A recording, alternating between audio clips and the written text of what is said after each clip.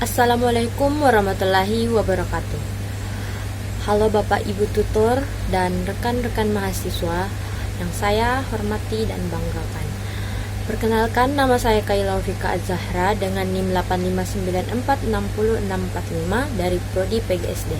Pada kesempatan kali ini saya akan mengupas topik yang sangat mendasar di dalam dunia akademik kita, yaitu bagaimana filsafat ilmu bekerja di balik layar untuk memperkuat ilmu pendidikan. Jika kita melihat pada modul filsafat ilmu, pendidikan tidak berjalan di ruang hampa.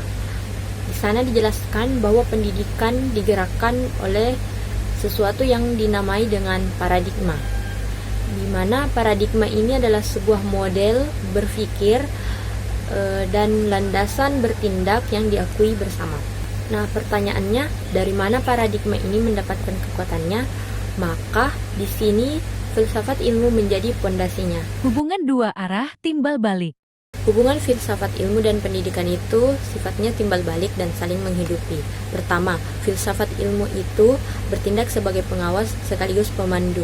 Dia yang menguji apakah ilmu pendidikan yang kita terapkan itu sudah punya dasar teoritis yang kuat, sahih secara ilmiah, dan tetap memegang teguh nilai-nilai kemanusiaan. Tanpa filsafat, maka praktik pendidikan kita bisa kehilangan arah dan hanya menjadi rutinitas mekanis tanpa jiwa.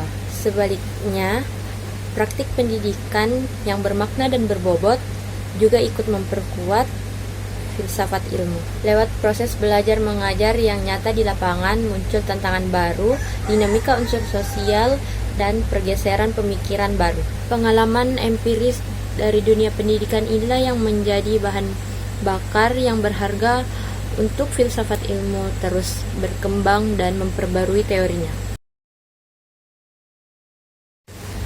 Mengapa filsafat ilmu sering disebut sebagai pisau analisis untuk membedah persoalan pendidikan? Karena filsafat ilmu memiliki 3 senjata utama, yaitu ontologi, epistemologi, dan aksiologi. Saat kita menghadapi masalah tentang kurikulum atau metode belajar, maka kita bedah dengan 3 pisau ini. Ontologi menanyakan apa sebenarnya hakikat dari pendidikan itu, apa objek yang sedang kita sasar pada diri peserta didik. Epistemologi menggali bagaimana cara kita mentransfer dan membangun pengetahuan tersebut agar sahih secara ilmiah. Disinilah pendekatan kuantitatif, kualitatif, dan mixed method yang ada dalam modul kita gunakan. Aksiologi menguji untuk apa ilmu itu diajarkan dan apa nilai moral dan kegunaannya bagi kehidupan nyata. Dengan 3 pisau analisis ini, kebijakan pendidikan tidak diambil secara asal-asalan, melainkan lewat pertimbangan yang matang dan mendalam. Mari kita lihat contoh nyatanya dalam praktik pembelajaran.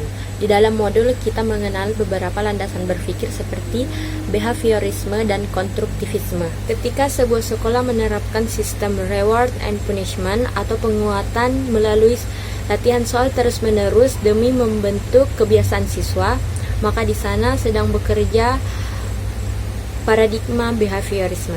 Sebaliknya, ketika guru membebaskan para siswa untuk berdiskusi, melakukan eksperimen, serta membangun pemahaman mereka sendiri dengan pengalaman sosial mereka, maka kurikulum tersebut sedang menerapkan paham konstruktivisme. Di tingkat nasional, penerapan filsafat ilmu ini terlihat jelas pada landasan yuridis dan filosofis kita, di mana Pancasila dan Undang-Undang Dasar 1945 diposisikan sebagai ideologi sekaligus kompas utama dalam merumuskan tujuan pendidikan nasional. Kesimpulan yang dapat kita tarik adalah filsafat ilmu bukan sekedar teori usang yang ada di atas kertas, melainkan motor penggerak yang memastikan ilmu pendidikan kita tetap ilmiah, logis, dan yang paling penting adalah memanusiakan manusia.